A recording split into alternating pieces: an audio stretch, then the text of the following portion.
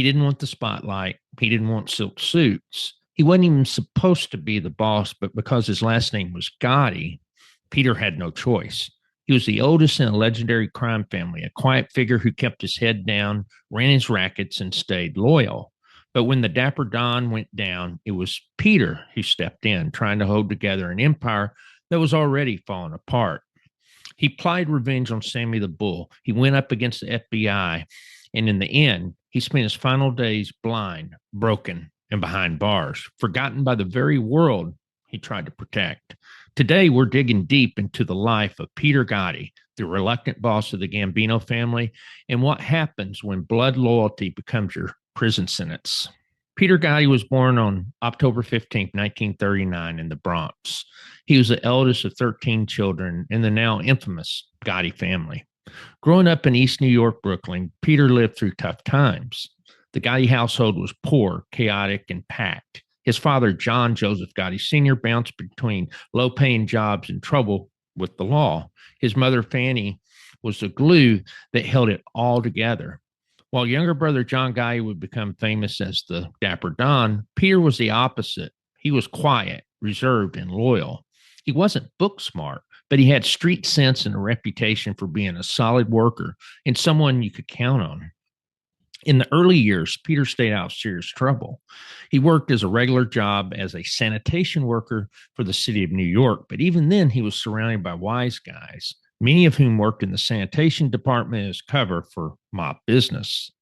By the 1960s, Peter was a known associate of the Gambino family as part of Carmine Charlie Wagons Fatico's Bergen crew. He was running errands, collecting debts, and earning small rackets. He didn't chase power. He really didn't need to. He was the older brother to John Gotti, and that bloodline gave him automatic protection and credibility. While John rose through the ranks like a comet, taking out bosses, climbed to the top position, Peter remained in the background. He was loyal above all else, and his biggest role at that time was being his brother's personal shield.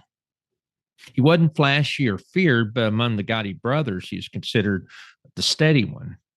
Peter Gotti was never seen as a power player in the traditional mob sense. He wasn't a schemer or a killer, and like his brother John, he had no taste for the spotlight. But inside the Gambino family, loyalty goes a long ways, and Pete had that in spades.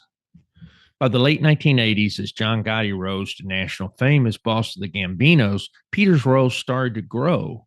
He was formally made a soldier, working under John's regime and taking on more responsibility in the family's rackets, mainly focused on construction, extortion, loan sharking, and influencing unions. He operated mostly out of the Bergen Hunt and Fish Club as a caretaker of the club and sometime driver. Street guys called him One-Eyed Pete after a minor eye condition, and behind his back, some mocked his intelligence. The FBI know that even within his own family, Peter was seen as slow, but what he lacked in charisma, he made up for it in trust. When John Gotti was arrested in December of 1990 and later convicted in 1992, the need for stability became urgent. The family was under pressure, and John needed someone he could count on to keep the wheels turning. He chose Peter. In the mid-1990s, Peter Gotti was promoted to captain and then elevated to acting boss, essentially running the day-to-day while his brother served life at Marion. But make no mistake, Peter wasn't calling shots on his own. John Gotti was running the family from prison, sending messages through his lawyer and handpicked messengers. Peter was more of a caretaker, holding the fort while the real boss stayed behind bars. FBI wiretaps during this time captured several Gambino associates, joking that Pete's the boss, but only because John says so. And that was the truth. Peter Gotti was in power, but not in control. In June of 2002, when John Gotti died at the U.S. Medical Center, marked the end of an era, not just for the Gambino family, but for the American Mafia as a whole.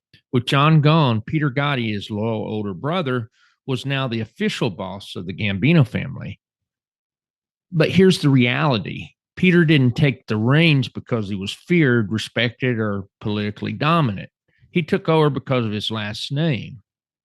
In the world of Cosa Nostra, blood counts and being John Gotti's brother bought him time, but not much else. Even before John's death, Peter had been the acting boss, handling day-to-day operations under strict instructions from his brother in prison. But now, without that direction, he had to stand on his own, and that's where the cracks started to show. Most of the old school captains and earners didn't see Peter as a natural leader.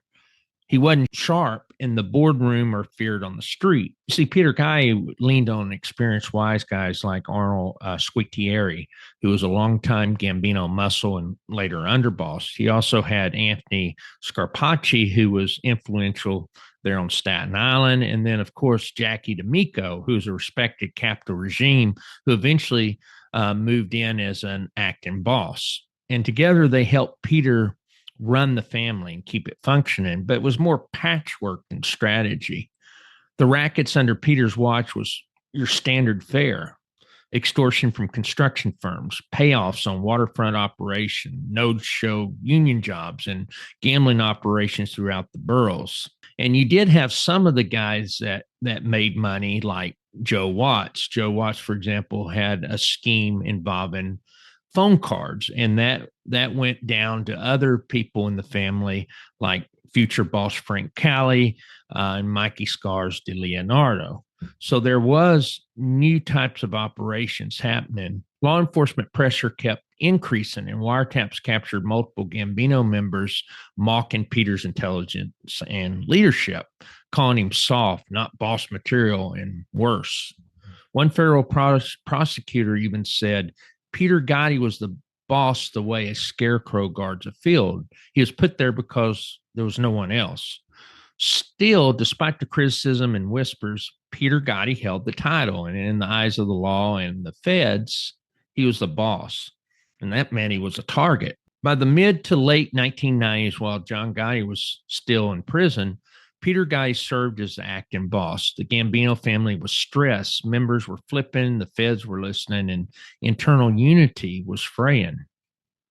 Peter tried to maintain control, but some of what he attempted went beyond traditional underworld politics. It veered into high-profile conspiracies that read like thrillers. Then you have the Sammy Gravano plot.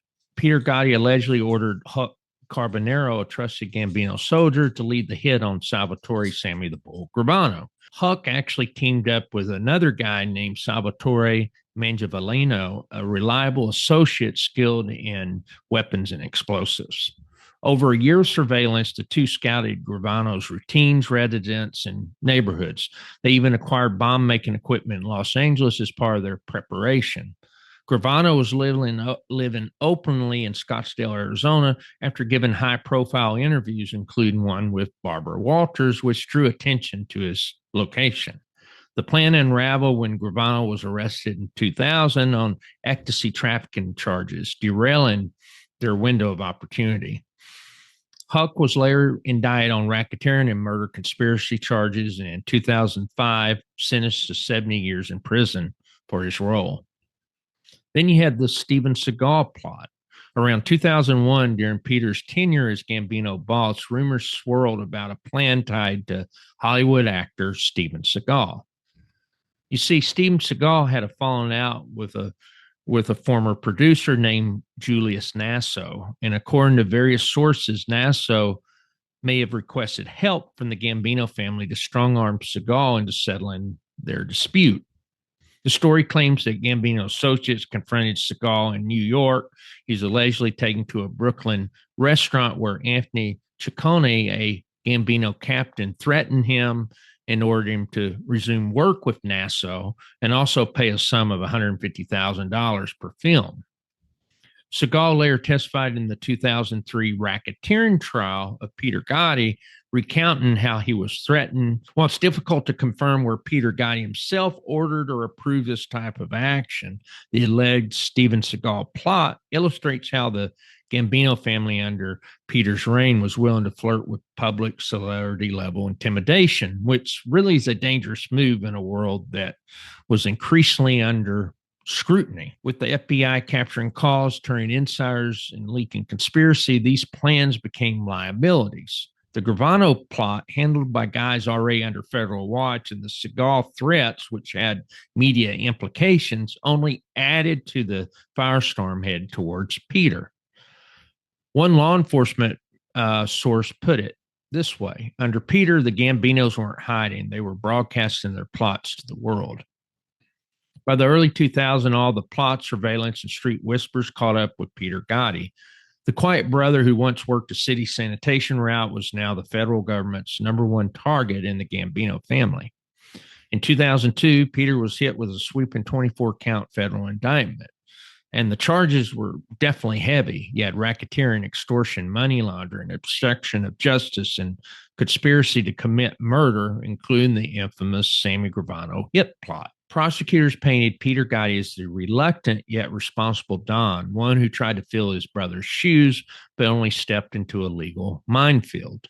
The Gravano plot with Huck Carbonero and Sal's surveillance operation was central to the case. Testimony revealed Peter had knowledge of the plan, approved it, and trusted Huck to handle it. Then, in 2003, another indictment dropped, tying Peter to the attempted extortion of actor Steven Seagal that we spoke about earlier. Seagal himself took the stand, detailed how he was threatened face to face by Gambino wise guys, reinforcing Peter's reach and recklessness. Peter Gotti ends up getting convicted of the racketeering charges in 2003 and gets sentenced to 9 years. However, the worst blow for Peter occurred the next year in 2004 when he gets convicted on the plot to take out Sammy Gravano and is added another 25 years in prison. Peter Gotti spent the last 2 decades of his life in federal prison, slowly fading away from the headlines, the streets, and even his own crew. His health was going downhill fast in prison, and he battled a bunch of health ailments, including heart disease, blindness, thyroid issues, and later a cancer diagnosis. By the late 2010s, Peter was petitioning for early release, for compassionate release, with lawyers describing him as a frail, broken man who could no longer pose a threat to anyone. But the courts wouldn't budge. His pleas were denied even during the COVID-19 pandemic, when his health placed him at high risk. On February 25th, 2021, Peter Gotti died in federal prison in Butner, North Carolina. He was 81 years old. He passed away quietly, just like he had lived for most of his life before the spotlight found him. In the world of the mob, Peter's legacy is a complicated one. He wasn't a natural boss nor a feared strategist, and never truly embraced the spotlight that came with the Gotti name. But what he was, without question, was loyal to his brother, to his blood, and to the life they were born into. Peter Gotti was the last of the Gotti era leaders to wear the crown, even if it sat uncomfortably on his head. The family moved away from the Gottis upon Peter's passing, with the family being ran officially by the Sicilian faction of the family, where it's still being run today. Some see him as a tragic figure, a quiet brother who stepped into a crumbling empire because no one else could, while others see him as proof that loyalty in the Mafia doesn't guarantee respect, success, or survival. Either way, his story marks the closing chapter of a very public Mafia dynasty, the end of the Gotti grip on the Gambino family. Peter Gotti never wanted to be the face of the Gambino family, but the name made it inevitable. He didn't run the streets like his brother John, and he didn't carry the charisma, and he didn't crave the power. But when the Dapper Don was locked away for life, it was Peter who took the reins. In doing so, he inherited a sinking ship. His leadership was marked by loyalty, but not legacy, by conspiracy, but not control. He oversaw a family that already began to collapse, and he paid the price for plots that never came to pass and decisions made out of obligations rather than ambition. In the end, Peter Gotti spent his final years blind, sick, and locked away, fading into silence as the mob world evolved without him. His story isn't flashy, but it's real, and it shows what happens when family loyalty becomes a life sentence. If you appreciate this deep dive into Peter Gotti's rise and fall, smash that like button to show your support. Subscribe to the channel so you'll never miss a new breakdown of the real history behind America's underworld. For exclusive court records, deep research, and even more mob stories at the expert level, visit my website at realmobstories.com. It's free of charge. Until next time, take care, stay safe, and God bless you always.